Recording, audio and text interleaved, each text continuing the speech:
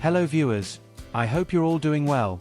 Today, as you can see on my desktop, we have the AdGuard interface. In this video, we'll be installing AdGuard Home and exploring how it works within Synology. We're going to set it up in just a few clicks. Instead of a long or complex installation process, we'll use Docker for a quick and easy setup with just a few simple steps. As you can see, it's running very smoothly here. If we navigate to Settings and then to Filters, you'll see that I've already added several block lists. By clicking Add Block List and then choose from List, you can select and add many more block lists based on your specific needs. I've added quite a few here myself. Let's also take a look at the query log. Here it is. Now, let's see the complete process of how to install this from scratch. Let's get started. We are now in the Synology interface. To perform the installation via Docker, you'll need the Container Manager.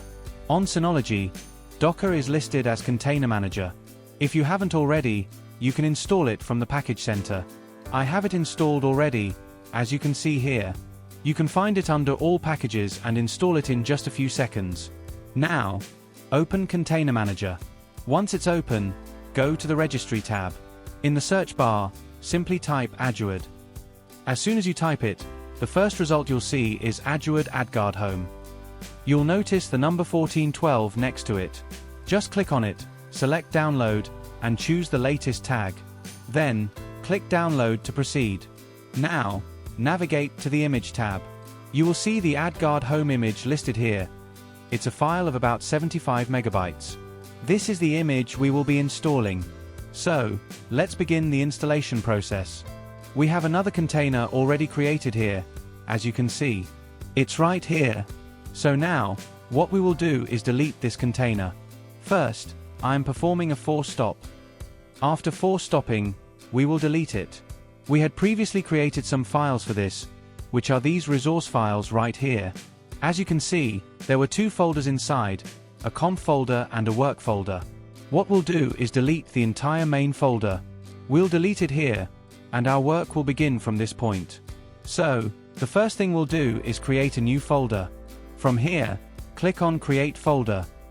We will name the folder AdGuard. We are creating an AdGuard folder here. As you can see, we have created the folder named AdGuard. Inside this AdGuard folder, we will create two more folders. We will name one conf, conf. We'll create a folder here and name it conf. OK. Then we'll create another folder by clicking Create Folder and name it work. As you can see, we've now created another folder named work. For now, our basic configuration setup is ready.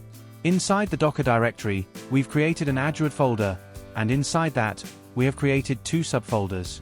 Now, our next step is to run the image we downloaded from the registry. Under the image section, we'll select AdGuard and run it. While running it, we will delete this part of the name, though it's optional, and then enable Auto Restart. We'll set it to Auto Restart and won't change anything else here. We'll go straight to Next from here. After clicking Next, we'll set this local port to 53, just as it is. The rest of the ports will remain on auto. Down here, you can see the TCP port 80.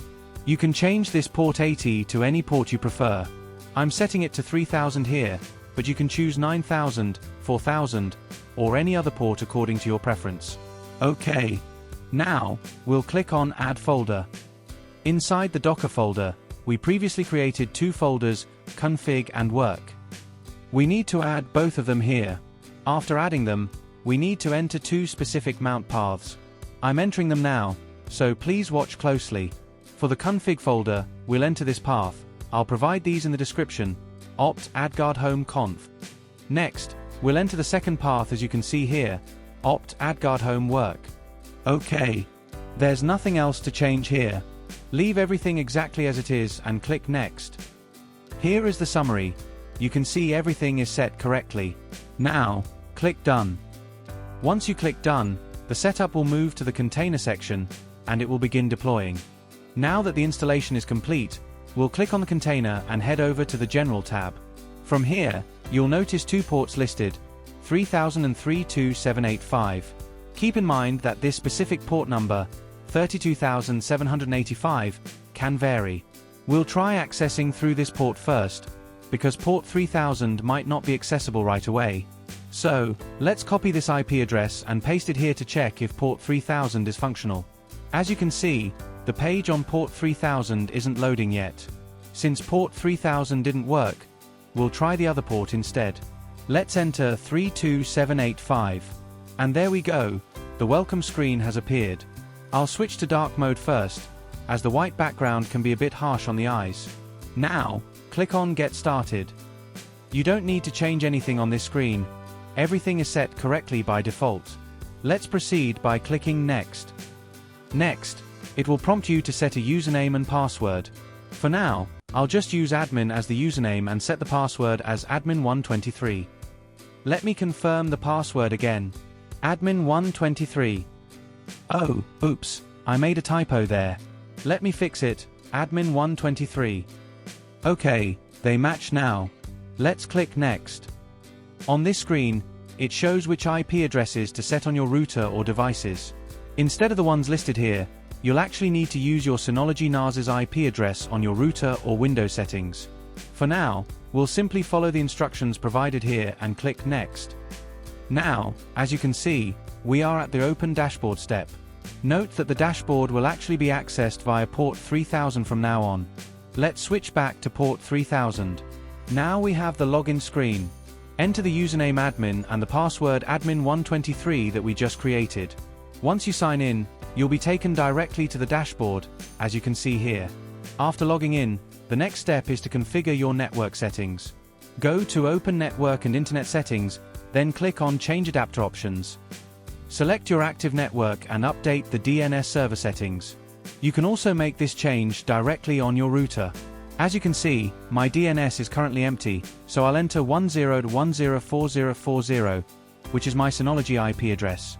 Once saved, the connection is established. Now, if I refresh the dashboard, you can see that the DNS queries are already starting to appear. Everything is working perfectly. That's how, very easily, you can install this on your local host within Synology. Next, as you can see, we have the General Settings.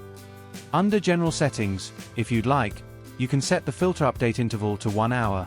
You can choose a 1-hour interval for filter updates. Okay. Now, there are many other settings here as well. If I were to discuss all of them, the video would become quite long, so I'll try to keep it brief. Here is the DNS Blocklist section. The default block lists are already listed here.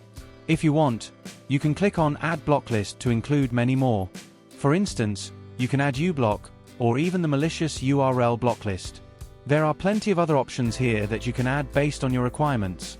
If you ask the AI, you will find many more add block URLs, which can then be easily added here. You can simply use Ask Gemini to find and add them. It's very straightforward. So, go ahead and try these out on your own. If you encounter any issues, feel free to leave a comment, and I'll try to provide the necessary answers. For most things, you can actually try using Ask Gemini. Alright. In the query log, you can see which requests are being blocked and which are active. The setup guide is also available here. Now, let's see if it's working correctly. And look here at the Disable Protection option. You can disable it for 30 seconds, 1 minute, 10 minutes, 1 hour, or even until tomorrow. For now, I'll disable it for 1 minute. Okay, I've disabled it for 1 minute. What we're going to do is test and see if the server we've turned on is working or not. For the moment, we have turned off AdGuard. With AdGuard off, we'll open the speedtest.net website in a different browser to see if advertisements are loading. Let's wait a moment, and as you can see, the advertisements have loaded. You can clearly see that about 4 or 5 ads have appeared here. What we're going to do is turn it back on. As you can see, AdGuard is enabled. Let's reload this page. We want to see if the ads are still showing. Notice that because this browser had them cached earlier, the ads are still loading in this specific browser. We are going to switch to another browser. We'll try it in another browser to see if the advertisements load there. Browsers often cache data, and when they do, those ads will keep showing up. However, as you can see, since we've switched browsers, no ads are loading anymore. We can conclude from this that AdGuard is successfully blocking the ads. There are many other services within AdGuard as well. If you want us to create a complete video on AdGuard and explore all its options step by step, then please let us know in the comments. We will try to bring more videos on this topic for you. That's all for today. Allah Hafiz. Goodbye. Tata.